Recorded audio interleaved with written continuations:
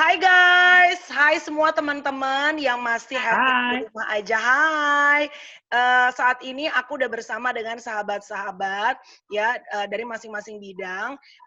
Udah ada Aprila Mokalu, hai. Hai. Sudah ada Boy Mel, William. how are you? I'm great, thank you. Hey. Ada Boy William. Hai Kamel, apa kabar? I'm great, thank you Boy. Dan juga ada Giselle, Mami Gempi. Hai semuanya, Kamel Mama. Dan juga tentunya ada yang rajin komen di lapak-lapaknya para selebriti, Papa Edward. Hai. Tadi gue apa lambe-lambe gitu ya, Me? Ember, yes, benar-benar. Oke, guys, basically kita akan ngobrol tentang pandemi COVID-19, of course ya, dan ini semua mewakili pekerjaan yang berbeda gitu. Kalau Boy sebagai seorang YouTuber, and then Papa Edwan yang bekerjaannya semuanya rely on off-air event gitu kan. Secara sekarang ini kan pasti dengan adanya pandemi COVID-19, like I think 90% totally stop ya Pak, semuanya ya Pak? Ya, kebetulan semua event fashion show yang harusnya berlangsung nggak jadi semua. Ya, dengan kata lain postpone, tapi until kapan kita nggak tahu, sama ya cancel. Oke, dan juga Giselle, selain seorang public figure, Giselle juga punya beberapa bisnis, yaitu ada Gempiku, ada Madam G, gitu, yang pastinya juga sebagai seorang entrepreneurship, semua bisnisnya pasti terimpact dengan adanya pandemi COVID-19. Dan juga Aprila Mokalu, yang selalu juga melakukan pelayanan, dan juga istri dari seorang Yosi Project Pop, yang juga seorang entertainer, yang pasti pekerjaannya off-air, on-air, pasti semuanya terimpact sebagai ibu rumah tangga juga. Oke, guys, let's talk about this pandemic COVID-19 gitu. Apa sih impact yang paling kerasa dalam kehidupan kalian? Maybe let's start with Boy William first. Yeah, sure. Kalau di gue ya, Kamel, pasti kerasa banget ya. This like yang kemarin kita udah ngobrol ya. This is the first time dunia kita tuh we're all facing the same problem, dan kita semua tuh punya satu musuh yaitu virus. Dan ini bukan musuh yang kita bisa ngelihat di mana we can bash them. It's a virus. The only thing we can do is stick together and follow apa kata-kata dari pemerintah, dan pasti itu sangat ngefek karena pemerintah menganjurkan kita semua untuk stay at home dan lain sebagainya. Kita nggak bisa beraktivitas dan mencari income. You know what I mean? Apalagi orang-orang at the same time my family kan juga restaurant business segala gitu, and I had a museum juga yang semuanya harus tutup karena we cannot do anything, dan itu ngefek banget secara income. Tapi luckily as a YouTuber, kemarin aku juga sempat ngomong ya Kamel, YouTuber started at home, just a camera. Itulah the basic of a YouTuber, mulai di rumah. Dan ketika kita di lockdown di rumah lagi, sebenarnya thank God kita masih punya we can still do what we started to do. You know what I mean? Kita masih dengan kamera, dengan handphone, dengan apapun kita masih bisa bikin konten. Tapi however, it's really it's harder these days karena banyak orang yang sekarang bikin konten-konten digital dan lain sebagainya. Jadi kita pun juga mulai kelelep. Yang tadi ya viewer bisa berapa, sekarang nih kita menurun loh. And some of my contents they fail. Yang mungkin tahun lalu, 2 tahun yang lalu, gue udah bisa baca nih. Kira-kira nih gue ngundang ini orang, atau gue tinggal kasih celetukan omongan gue yang ini nih. My amunisi nih. Pasti viewersnya 1 juta. Udah kebaca gitu. Tapi tahun ini, it's so hard to even get that number. Dan jujur kayak ada a part of me yang ngerasa in a way post-power syndrome as a human being. Karena yang terbiasa dengan sesuatu yang udah, maksudnya, I thought this was the normal. Aku merasa dengan mendapatkan viewers sejuta itu the normal. Ketika sekarang kayak kegampar gitu, nyampe kadang aja 100.000 aja nggak nyampe, kadang 500.000 aja nggak nyampe. Kita merasa what the hell, kok ini nggak normal. Tapi thinking about it, sebenarnya this is what is normal. What I had kemarin, that was not normal. That was lucky. And God is trying to slap me in my face biar nggak sombong. Normal is here. What you had, Boy William, kemarin, that was not normal. That was extra. That was extra. That was extra. Dan it's like a humbling experience gitu. Awal-awal jujur as a human being ya, gue nggak se-wise kayak, yang kemarin itu extra, normal tuh sekarang. Gue nggak se-wise itu. I was literally kayak as an entrepreneur, kayak why is my numbers going down? Ya kan? Karena YouTube is my business juga. Jadi ketika angka turun kan income turun. You know what I mean? Yeah. Jadi everything revolved around numbers segala gitu. Tapi sekarang kayak, hey, jangankan orang-orang yang punya bisnis di luar sana yang tutup, tapi even celebrities and YouTubers and stuff, mereka juga ngalamin efek dampak yang sama. Tapi I just make new content sekarang, coba-coba bikin yang baru-baru aja. Sekarang udah nggak mau mikirin angka, ya pasti adalah mikirin angka. Namanya juga jualan. Tapi nggak mau separah kayak kemarin. Kemarin mah udah kayak ngitung saham. Kayak udah tahu nih, ini ngundang ini orang tuh pasti 1 juta, ngundang ini orang pasti 2 juta. Udah kayak main saham gitu, udah kayak tahu taruh duitnya tuh di mana. Ngerti nggak maksudnya? Benar. And benar. I lost the fun in making content. Yeah. Yang tadi ya nebeng boy harusnya, yang orang-orang ngelihat kayak, seru banget nih, ketawa-tawa. Ada beberapa episode, like I told you, nggak semuanya ya. Ada beberapa episode yang sebenarnya, for me, it's not fun. Karena otak gua tuh mikirin, celetukan apa nih yang bisa membuat angka? Celetukan apa nih yang bisa membuat angka? Jadi, the fun is gone for me. Thank you, Boy. Thank you very much. Oke. Pah, kalau Boy dealing dengan, because everybody's now vlogging, because they stuck at home, they stay at home, you know, the only thing that they can do is just vlogging. Karena yang paling gampang. Orang yang kagak nge-vlog aja sekarang nge-vlog, bro. Dan it influence our work as a YouTuber. Papa lebih gokil lagi. Lu sih kerjanya semuanya based on event. Which is ngumpulin orang sekarang udah pasti kagak boleh, lagi PSBB, cuy.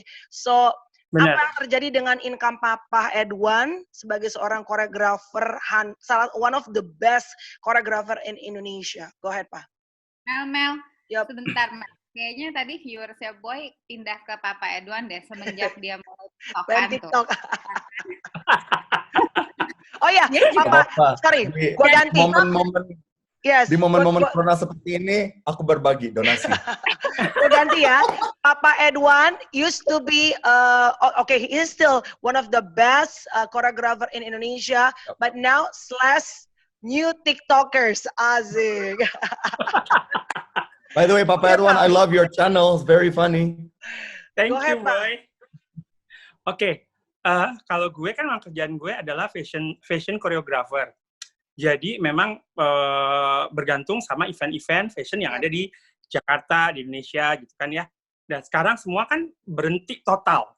Jadi dari bulan lalu, pertengahan Maret, 2 bulan lalu pertengahan Maret, yang harusnya jadwal udah bertumpuk, habis semuanya. Nggak boleh bikin acara kan gitu loh. Jadi selama 3 bulan ini, asli pendapatan tuh 0, Mel. Gitu. Gue bergantung sama tabungan yang ada, gitu. Jadi kalaupun sekarang memang gue tidak ada pendapatan, mungkin kalau gue berpikirnya ini saat gue give it back, gitu loh.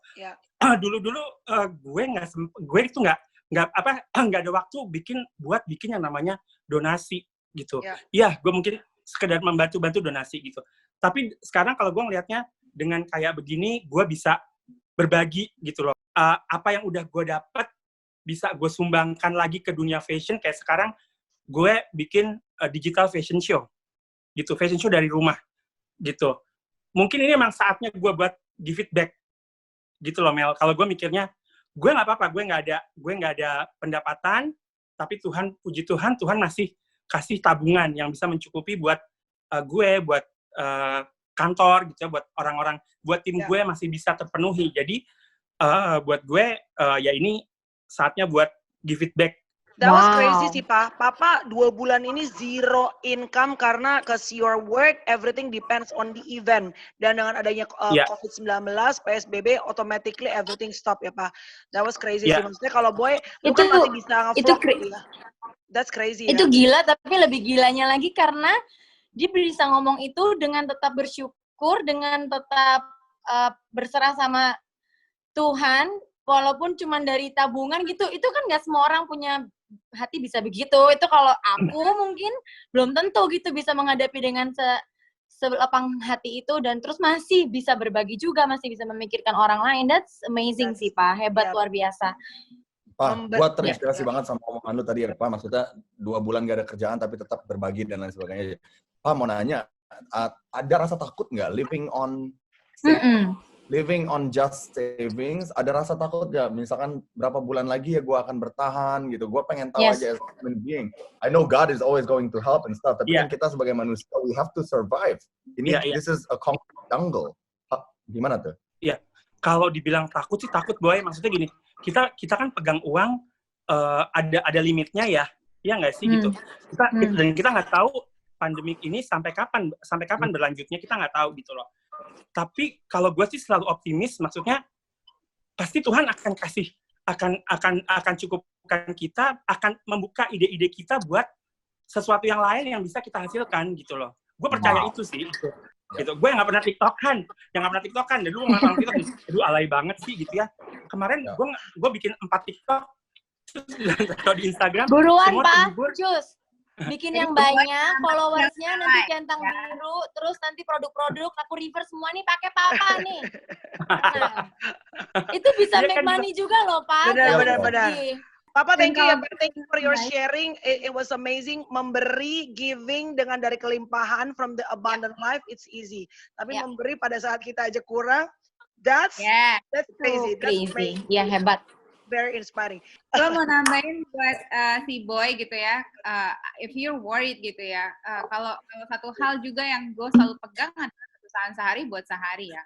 Besok itu tuh dijanjiin gitu. Jadi yang penting itu we do our best dan melakukan hari ini terbaik as if this is the last day that you're gonna do gitu. Kalau gue ya gitu. Jadi kan, I mean, tomorrow is never promised. It's you can udah kelihatan dari awal tahun gitu dengan banyak hal yang terjadi ya gitu ya. Memangnya tuh besok itu tidak dijanjikan pasti ada gitu loh. Jadi hari ini let's just do our best gitu dan sehari buat sehari. That's good. Let's make ngomong-ngomong Kamel. Yap. 1 menit aja dari tadi kebelet. 1 menit aja. 1 menit. Oh, you wanna go? Gak apa-apa kan, bisa ngobrol yang aku aja nggak apa-apa kan? Apa masih ada muka, Boy? Let's moving on. No. Let's moving on to Giselle. Giselle, how about you? Even though I know that you're still making money from endorsement stuff, tapi pasti Gempiku, all your business pasti kena impact, shooting kena impact juga. Oke.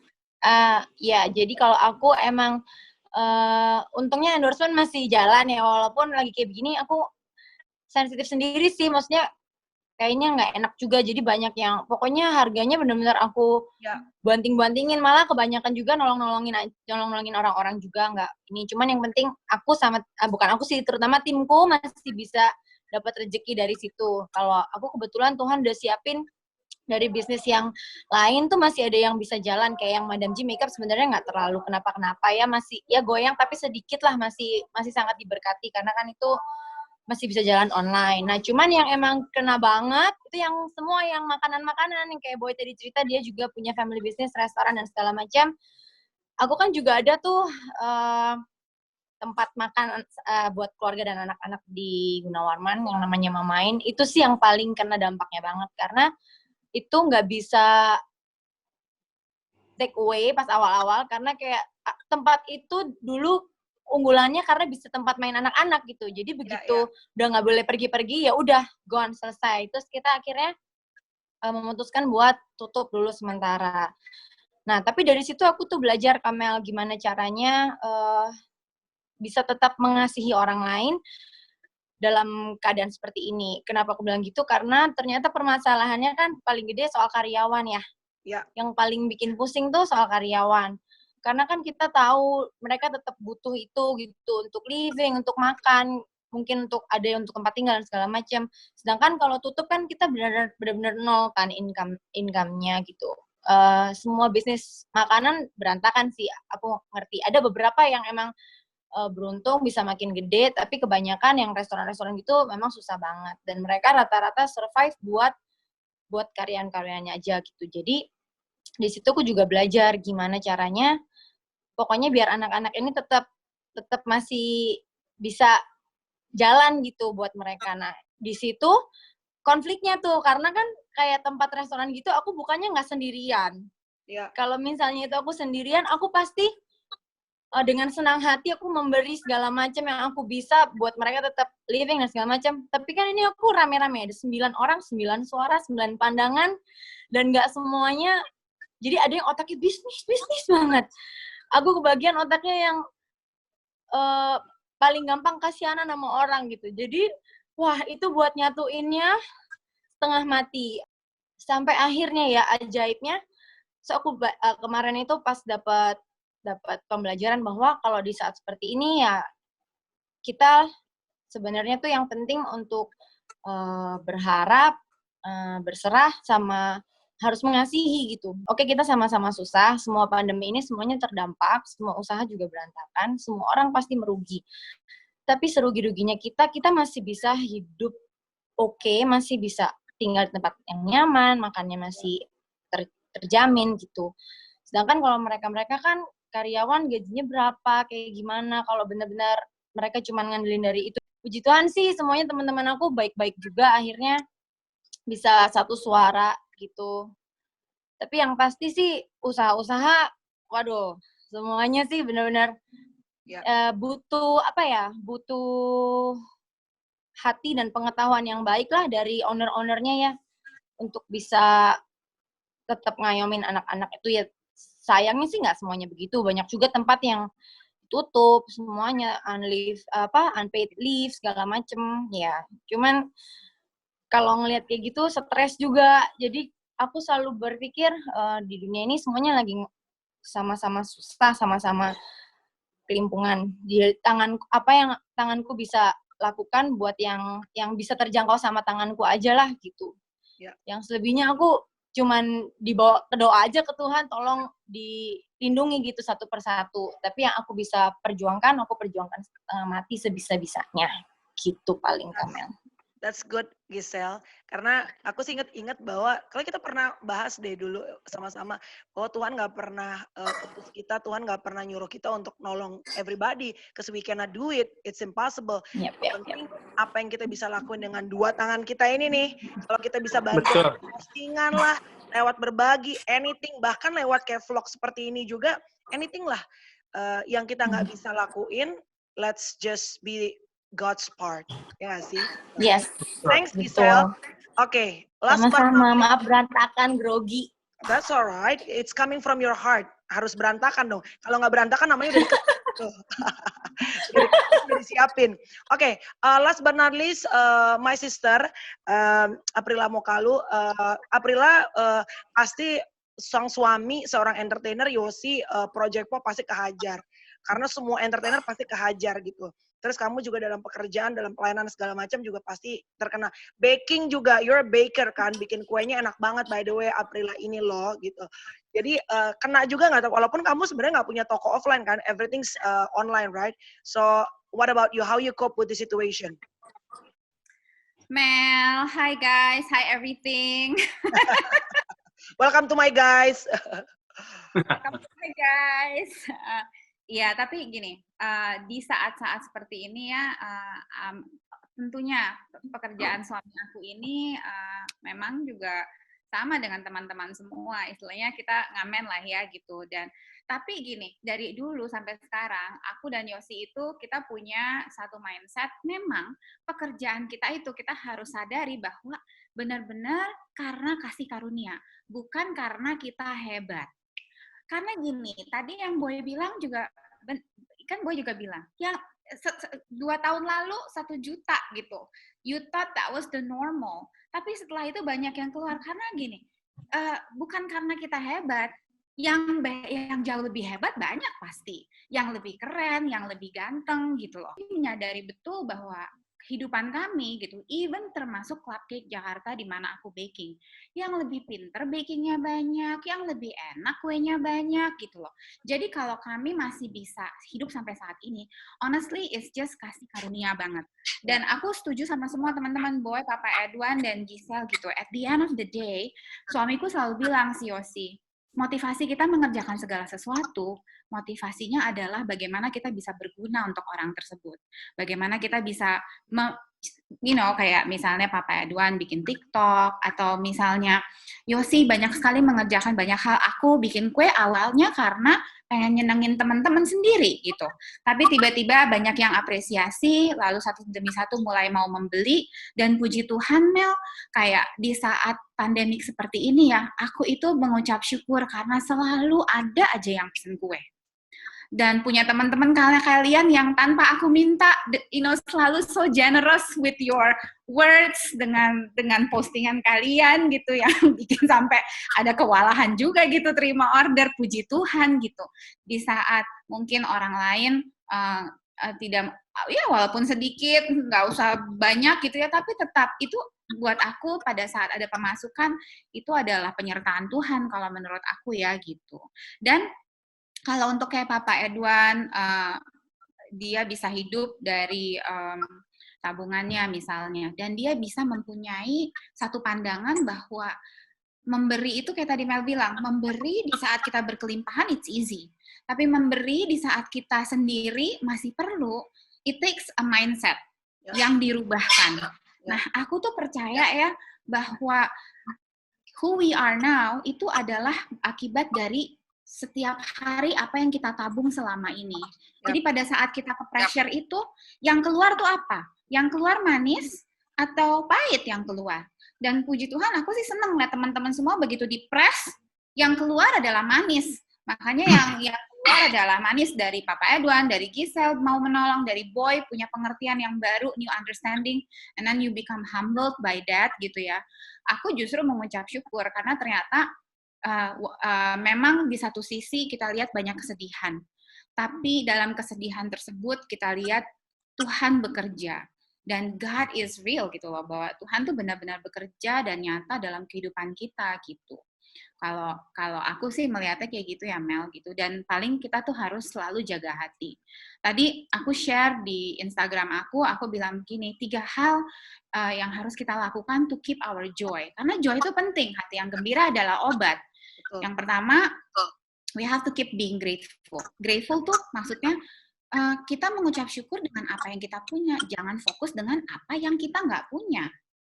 Orang itu seneng banget fokusnya dengan apa yang kita nggak punya. Pernah dengar nggak cerita yang soal ibu-ibu dapat 100 juta nih ceritanya, terus dalam perjalanan dia pulang ke rumah, dia mau ngitung sama suaminya, tiba-tiba nyampe rumah, dia udah happy nih dapat 100 juta nih. Wah, saya happy nih dapat 100 juta. Nyampe rumah, dia buka, dia bilang nih sama suaminya, kita hitung ya sama-sama. Tiba-tiba ternyata cuma 99 juta. Satu harian dia kesel banget sama yang 1 juta yang hilang. Dia tidak bersyukur dengan 99 juta yang ada. Satu harian, 1 juta yang hilang itu, that missing 1 million yang sebenarnya nggak ada artinya dibandingin dengan apa yang dia punya, itu bisa merusak moodnya dia, merusak sukacitanya dia, sehingga itu kena ke semua orang. Dan seringkali kita tuh kayak gitu, termasuk aku gitu. Kadang kita cuma melihat apa yang kita nggak punya, dan kita nggak fokus dengan apa yang kita punya. Kayak aku ngucap syukur banget, nomor 1 ya, kita bisa for teknologi itu kita bisa ketemu kayak gini, this is simple joy for me. Bisa ngobrol sama teman-teman, punya komunitas yang baik, punya teman-teman yang baik yang bisa saling menguatkan, buat aku itu udah harta yang tidak ternilai sebenarnya. Dibandingin dengan segala sesuatu yang kita bisa beli pakai uang ya, gitu.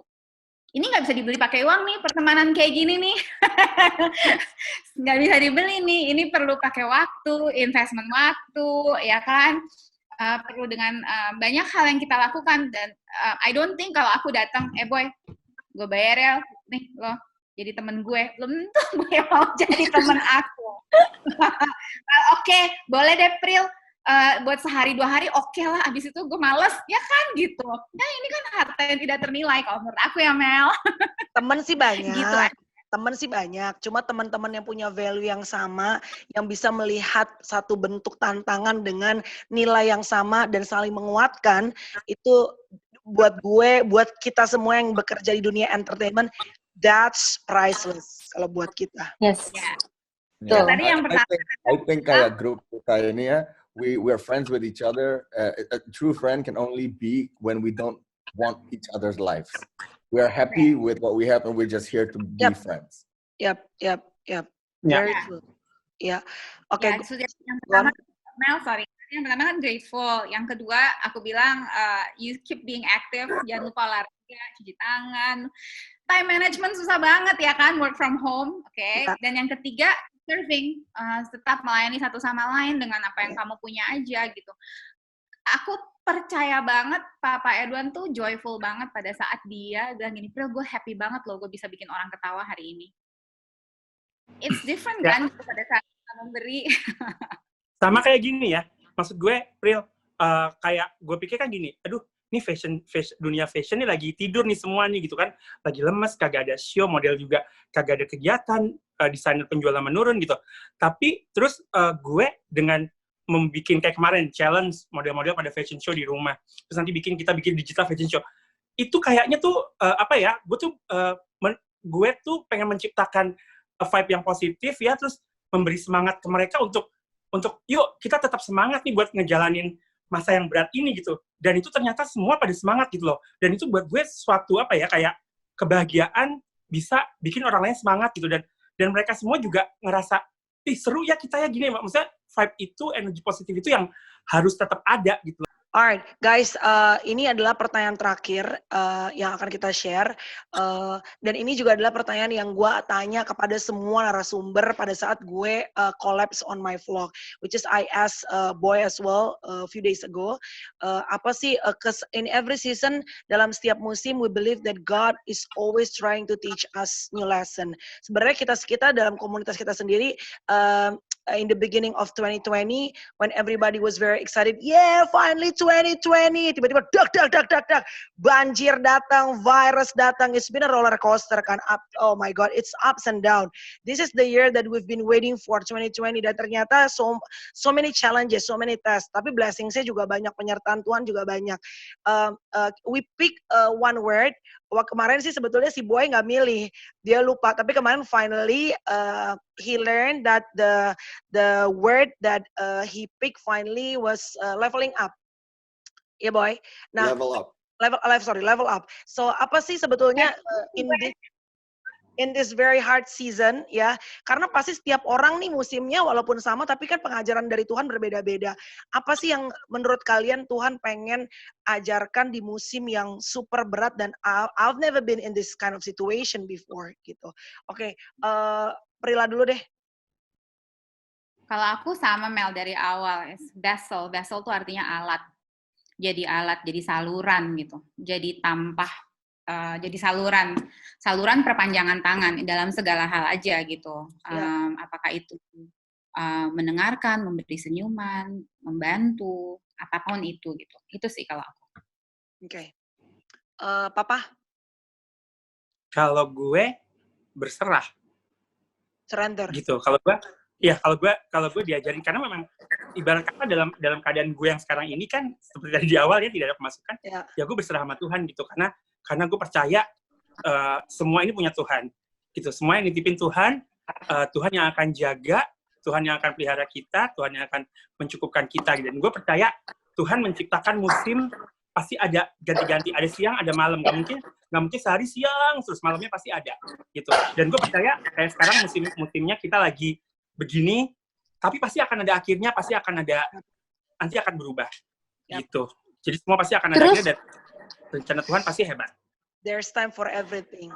Gisel. Terus aku mesti jawab apa? Semuanya udah dijawab. Leveling up udah. Menjadi saluran berkat udah. Mau Oke, gue mau jawab berserah. Dijawab apa? Ya nggak apa-apa. Sel, the word. No. Gisel.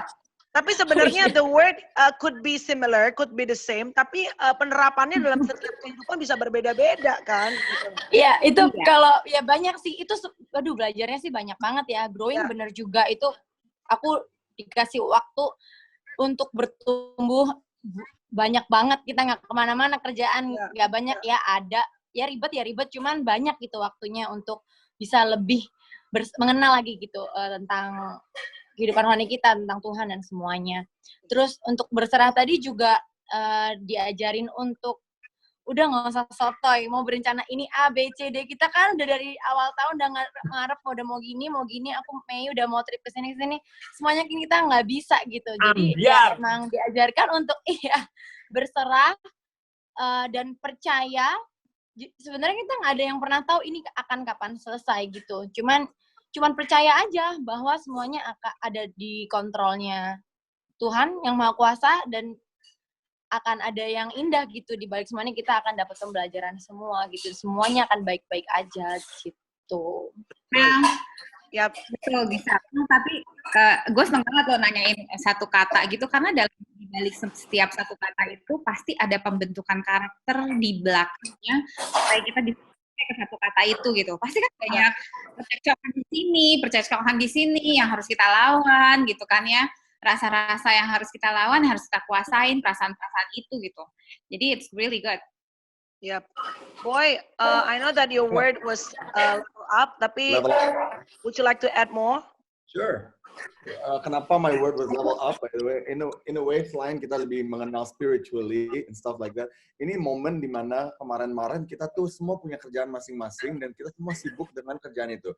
Misalkan orang yang punya restoran, sibuk dengan restoran, mikirin karyawan, mikirin makanan, food cost, dan lain sebagainya. Orang yang kerja di bioskop, mikirin sales, tiket, dan lain sebagainya. Ini dimana semua orang tuh diberhentikan dari itu semua, dari normalitasnya kehidupan mereka dulu, dan sekarang ini kita bisa mencari apa yang baru ya, yang sebenarnya we didn't know we had. Sekarang gue belajar bahasa Korea. Why? Karena mungkin setelah ini selesai, mungkin setelah ini selesai, gue mau bikin konten ke sana. Dan kayak yang tadinya keluarga yang selalu kerja keluar as a business person, sekarang tiba-tiba bisa masak loh di rumah. Dan mereka nggak pernah nyadar bahwa, hey, I actually have hidden power yang selama ini gue nggak tahu dan gue nggak pernah asah karena kesibukan gue yang sehari-hari kemarin itu. Jadi ini one of the moments dimana kita semua tuh sebenarnya bisa ngeluarin super power baru nih ya. Karena gue suka nonton film superhero, ini kita bisa nyari super power baru apa nih, amunisi baru buat nanti setelah ini semua selesai. Kayak God is giving us a slap in the face. Kayak, yo, you're being way too comfortable with your life. Kalian business owners yang udah so rich, kalian entertainers yang udah so famous, I'm gonna slap you in the face, cari something new. There's something new inside of you other than fame and money. And whatever you are. Hello.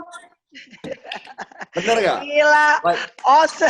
Tiba-tiba kemarin cerita, she's cooking. Dia tiba-tiba cooking. Gue tiba-tiba belajar Korea. Giselle apa nih? Apila apa nih? Papa Erwan tiba-tiba apa? We never know, man. TikTokan. Saya TikTokan sama Edwan. Yeah. So this pressures is actually bring out our hidden superpower from inside. Kan? Okay, that's good. Thank you. Gue nambahin sedikit.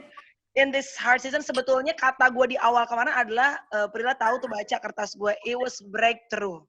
Like everybody's looking for breakthrough. Iya dong, pasti setiap orang pengen di YouTube, nge-vlog, syuting, apapun pengennya breakthrough. Pengennya terus kayak gitu. Tapi ternyata, in this hard season, dan tadi pagi gue habis dengerin satu, sermon juga gitu. Ternyata I'm thankful for uncertainties. Karena gue tuh adalah orang yang, I'm a boss, I want to conduct everything, and everything has to be in my pace, in my control. Gue tuh harus gitu. Kalau pegawai gue... Iya kan? Giselle senyum-senyum. Berarti banget buat dia tuh. Iya kan? Karena kalau pegawai gue lama, menurut gue, you're not smart enough. You cannot cope with my system gitu. Karena gue tuh seneng semua everything tak harus cepet gitu loh. And I feel like I'm a boss. Gue tuh pemimpin, I'm a leader. Gue harus pimpin. I have to conduct and manage everything in the right time, according to me, according to what I want. Tapi in these uncertainties, gue nanya orang, kapan ya kira-kira ini kelar? Gak tahu. Kapan ya kira-kira nih pandemi, kira-kira kita bisa keluar lagi. I don't know. But ternyata, dan kemarin anak gue si Courage kan sakit. You know lah, as a parents, when your kid sick, they're in pain, itu sih gila sih. Rasanya gue kayak kasih obat, nggak selesai-selesai, obat ini nggak beres, di nebu nggak beres. You know, like so many uncertainties. Sampai kayak akhirnya gue tuh, I feel like, Tuhan nih menyertai apa enggak sih gitu. Karena, when it comes to my kid, I feel like I want to atur semuanya cepet dengan rundown-nya gue. Kalau nge-MC kan kita tahu nih, rundown-nya abis ini gue mau ini, abis itu gue closing. So I have to know everything. I'm a kind of person that I need to figure out everything. Everything gotta be certain. Kalau nggak certain, gue tuh deg-degan. Gue tuh losing my faith gitu. Tapi ternyata in this hard season, God is telling me to being thankful for these uncertainties. Karena ternyata pada saat 3 kata itu tadi, I don't know. Like you can go to everybody yang udah paling jago, expertise. They don't know about the situation, come on. Mereka cuma bisa kasih prediksi gitu, tapi at the end of the day, no one knows, no one like 100% knows gitu. Tapi thankful for this I don't know situation, this uncertainties, karena ternyata di tengah-tengah kita nggak tahu, di tengah-tengah ketidakpastian, kita bertumbuh paling dahsyat. Bener nggak? Lu pegang Tuhan lebih erat, lo baca firman lebih berapi-api, lu praise and worship, bukan sekadar bernyanyi, tapi it really comes from your heart, because uncertainties. When everything certain, enak kemarin, gue baca firman sih, tapi cepet-cepet karena gue harus pergi dan rumah gue jauh cuy dari anta beranta. So I make it everything quick, tapi sekarang kan so many uncertainties, kerjaan gak tahu gimana. I don't know if my kid gonna kick his asthma or not. So these uncertainties really teach me to hang on and rely on God even more gitu. So I'm thankful for these uncertainties because we need that to grow even deeper gitu. So it's let go and let God, ya Mel. Exactly right. Yep. Yes. Let go. All right, guys. That's wrapping up. Yes, I guess. Woo! And you know what? This is a simple thing. This is a miracle. You know what? We're expecting miracle yang besar-besar. Bo, lu percaya nggak dari tadi ini wifi nggak mati, nggak nge-lag. Oke, gue kasih tahu dulu sebelumnya. Sebelumnya ini wifi rumah gue parah banget, ups and down. Ini udah mulai kacau lagi karena kita udah mau selesai. And then Prila said, we need to pray together karena kita akan share something. We want to encourage people. And the whole, I don't know, like 40 minutes, it went good. Woo! That was miracle. Praise the Lord. All right, good. That was miracle. Thank you. Thank you very much, guys. Thank you, guys. Thank you, everything. Thank you, everything. Thank you, everything. I love you all, Bye, everything. Stay safe. Love you all. Bye. Bye. Bye.